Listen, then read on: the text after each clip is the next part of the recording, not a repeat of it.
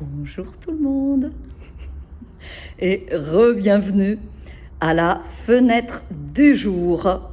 Et aujourd'hui, une autre fenêtre que nous allons ouvrir. Allez, c'est parti. Alors là, c'est Valeria. Et Valeria, elle m'écrit: à propos de la quête de l'âme, point de suspension. Quel rapport avec la maison neuve? Quand j'ai lu ça, je dis waouh! Non, mais c'est magnifique.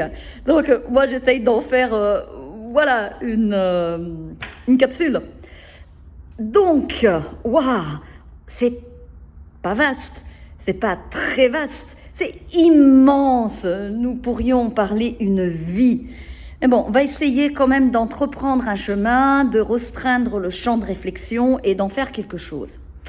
Alors, comment répondre? Pour faire ça, j'ai besoin déjà de mettre le point sur deux idées. Car dans cette question, nous avons l'idée de quête et l'idée de âme.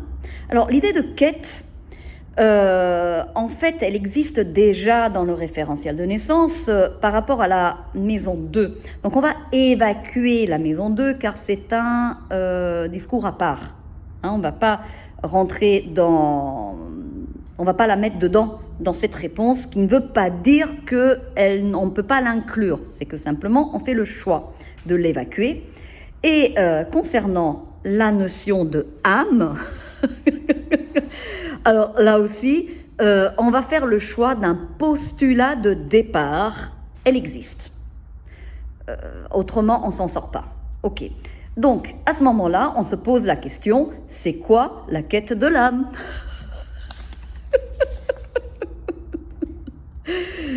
Et, bon, je ne prétends pas d'avoir une réponse, car je pense que c'est le travail d'une vie, mais on va dire brièvement que lorsque les questions de l'existence humaine viennent frapper à notre porte, nous traversent, comment y répondre ?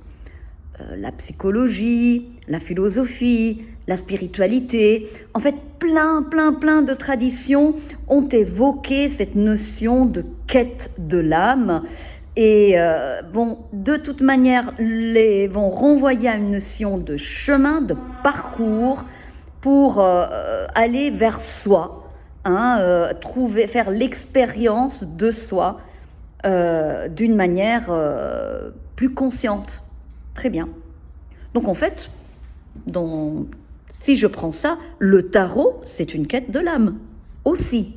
Hein, peut être aussi une quête de l'âme. Et si je le prends de cette manière, tout le thème peut être une quête de l'âme. C'est pas nécessairement, voilà, ni la maison 2 qu'on a évacuée, ni la maison 9 sur laquelle Valéria nous demande de nous concentrer. Voilà, car... dans notre manière d'imaginer les choses, on dit, voilà, c'est un peu un miroir d'un choix d'incarnation lié à notre date de naissance. Très bien. Alors, quoi faire? Pourquoi cette maison 9? Alors, la maison 9, voilà, dans sa définition de base, c'est le soi. Mais là... aussi, ça ne nous avance pas grand-chose, car maintes écoles voilà, psychanalytiques, philosophiques, en fait, c'est un concept qui reste quand même, dont la définition échappe un peu, comme le soi lui-même, j'ai envie de dire, on n'arrive pas à avoir une définition définitive sur laquelle tout le monde s'accorde, mais une chose est certaine, ça concerne quelque chose de nous, de très profond, de très archaïque, d'insaisissable, de caché en nous, presque parfois oublié.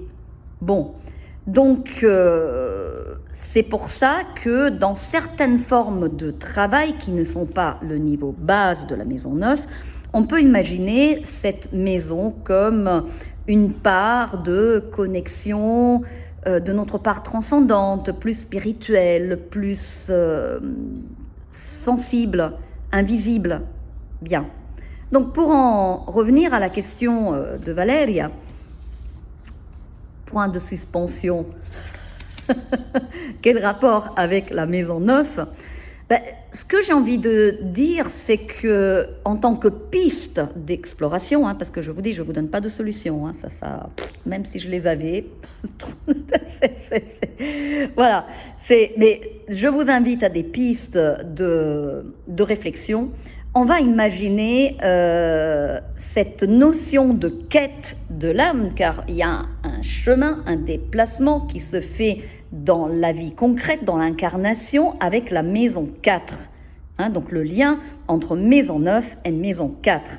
La maison 9, c'est cette partie insaisissable, subtile, archaïque, profonde, vaste, infinie.